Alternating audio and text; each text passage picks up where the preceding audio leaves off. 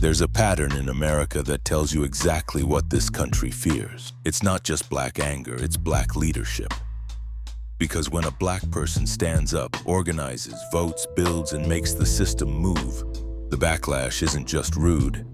It gets violent, it gets organized, and then after the violence comes the second attack, the attempt to rewrite what happened.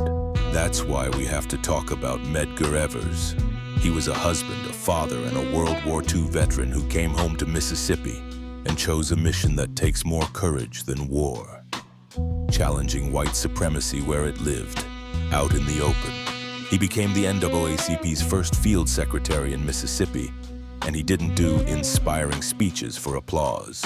He did infrastructure. He investigated racist violence, pushed voter registration, organized boycotts, and fought segregation case by case, county by county, door by door.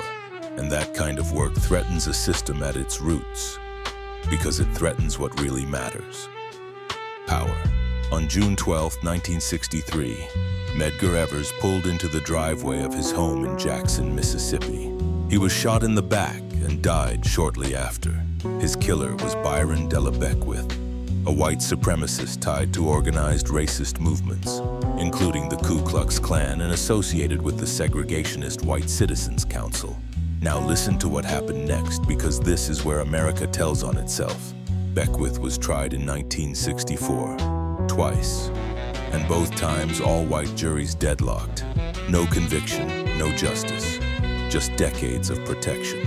It took 31 years before he was finally convicted in 1994. 31 years. That's how long it took this country to say out loud what everybody already knew. So when we honor Medgar Evers during Black History Month, we're not only honoring the way he died, we're honoring the way he lived. Disciplined, strategic, and fearless in a place designed to punish black people for demanding full citizenship. And that brings us to the part that makes this story right now, not back then. Because even in February 2026, there are reports that history itself is being pressured to soften.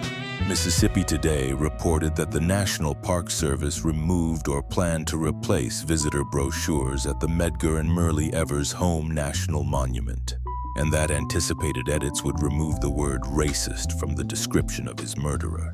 A local WAPT report likewise said the brochures hadn't been replaced yet, but that there were plans under review to remove that language. Let that sit with you. A man assassinates a civil rights leader. He's tied to white supremacist organizations. He walks free for decades.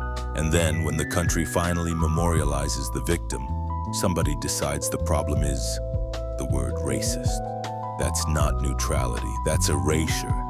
And erasure isn't accidental, it's part of the same pattern. If you can blur the motive, you can blur the lesson. If you can soften the story, you can protect the comfort of the people who don't want to face what this country did and what it still does. So no, we're not letting that happen.